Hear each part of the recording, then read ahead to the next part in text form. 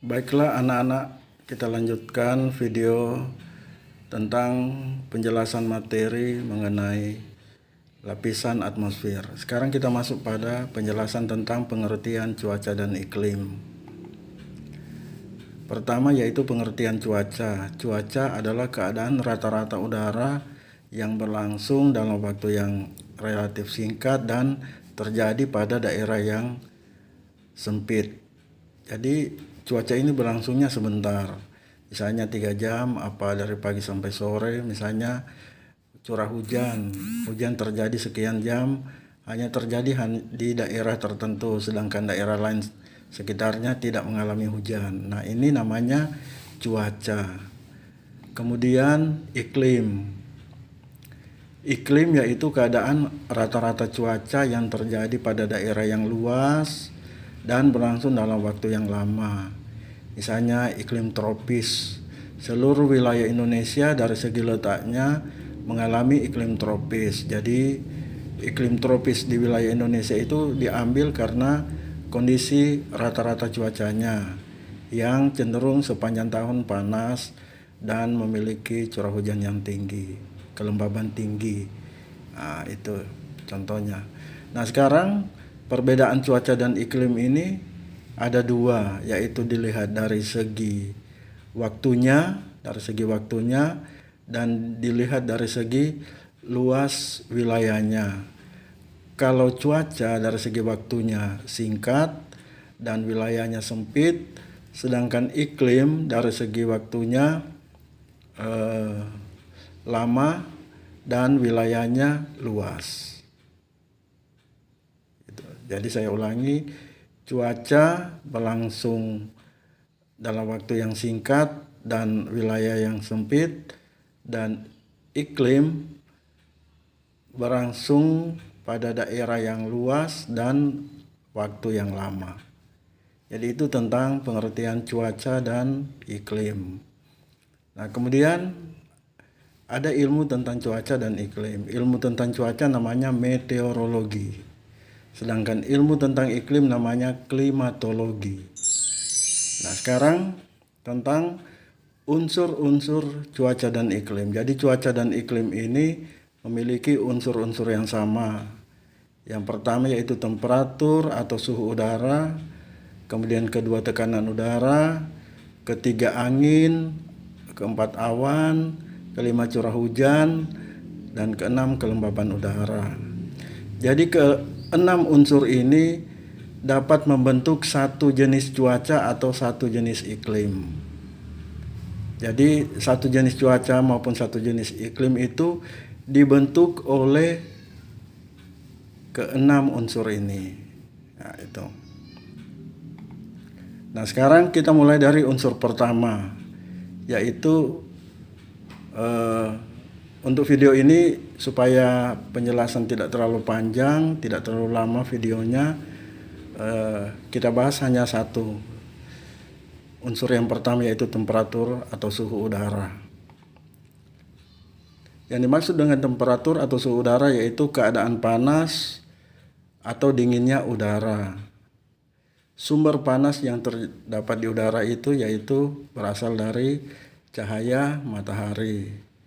Alat ukur tinggi rendahnya suhu udara bisa berupa termometer dan termograf. Kemudian ada garis hayal pada peta yang menghubungkan tempat-tempat di permukaan bumi yang memiliki suhu yang sama. Nah, garis yang menghubungkan tempat-tempat yang memiliki suhu yang sama itu namanya isoterm. Misalnya kota A, kota B, kota C, dan seterusnya dihubungkan oleh satu garis. Kemudian di garis ini ada tulisan isoterm. Nah, garis ini menjelaskan bahwa kota A, B, C tadi yang dihubungkan oleh garis itu, bahwa kota-kota tersebut memiliki suhu udara yang sama. Nah, garis itu namanya isoterm. Kemudian tentang temperatur atau suhu udara itu, proses pemanasannya bisa langsung dan bisa tidak langsung. Nah, sekarang kita melihat pemanasan secara langsung. Pemanasan secara langsung Yang pertama yaitu namanya absorpsi. Absorpsi ini artinya penyerapan unsur-unsur radiasi matahari. Jadi udara menyerap panas matahari. Nah, proses penyerapan ini namanya absorpsi. Jadi ini pemanasan langsung. Pemanasan langsung yang kedua yaitu refleksi, yaitu pemanasan terhadap udara tetapi dipantulkan kembali oleh partikel-partikel udara. Jadi proses pemanasan melalui proses pemantulan, refleksi. Jadi proses pemantulan, proses pemanasan udara. Kemudian yang ketiga difusi. Kalau difusi yaitu penyebaran panas matahari, ya, penyebaran panas matahari ke segala arah. Nah, itu difusi. Jadi singkatnya, pemanasan secara langsung, absorpsi, pemanasan dengan cara penyebaran, kemudian refleksi, pemanasan dengan cara pantulan, dan difusi, penyebaran dengan cara pemanasan dengan cara penyebaran. Gitu.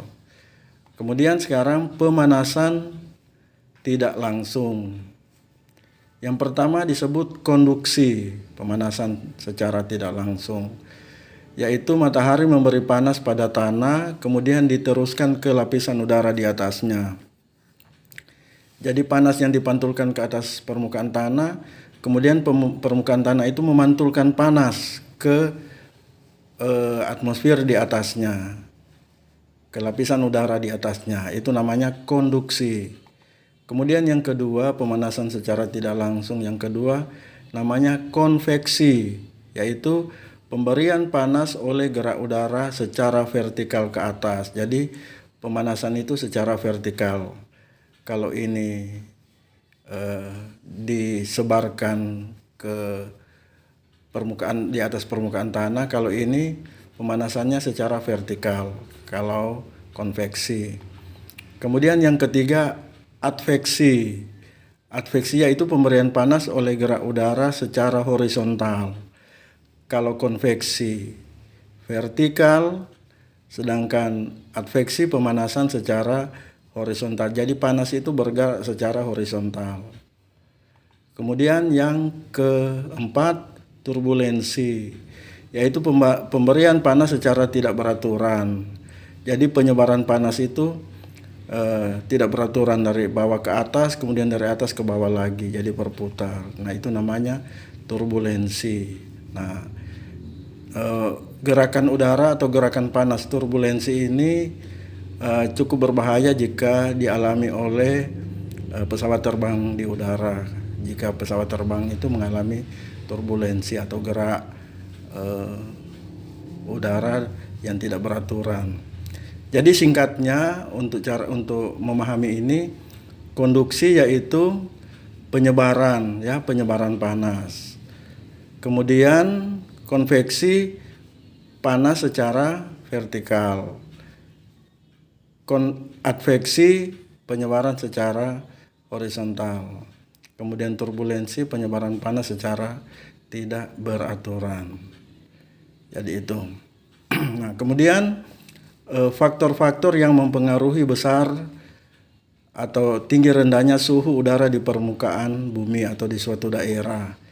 Yang pertama, sudut datang sinar matahari. Jadi matahari itu menyinari permukaan bumi itu dari pagi sampai sore itu mengalami perubahan sudut datang. Kalau pada pagi hari bersinar matahari terbit di sebelah timur menyinari permukaan bumi, itu karena sinar mataharinya miring ke permukaan bumi, maka sudut datangnya itu kecil. Beda kalau pada siang hari, sinar matahari di atas kepala kita membentuk sudut 90 derajat, sehingga sudut datangnya bisa dibilang tinggi. Jadi sudut datang sinar matahari dari 0 derajat sampai 90 derajat, sudut datang tertinggi. Nah, jadi sudut datang sinar matahari ini menjelaskan bahwa semakin besar sudut datang, semakin tinggi suhu yang dialami oleh permukaan bumi. Itu tentang sudut datang. Kemudian yang kedua, lamanya penyinaran matahari. Nah, jadi semakin lama suatu tempat atau suatu daerah menerima sinar matahari, maka suhu udara di daerah itu semakin tinggi. Gitu. Kemudian relief permukaan bumi atau ketinggian tempat. Nah, kalau kita berwisata ke puncak gunung, suhu udaranya itu terasa sejuk, ya, terasa dingin. Ini berarti semakin tinggi tempat, maka suhu udara itu semakin rendah. Kemudian kondisi udara atau banyak sedikitnya awan. Nah, biasanya awan ini mempengaruhi panas di permukaan bumi di bawah awan itu. Pada saat panas dipantulkan oleh permukaan bumi ke udara, ditahan oleh awan sehingga awan menahan panas itu, sehingga panas di daerah itu menjadi semakin tinggi, ya. Itu jadi sehingga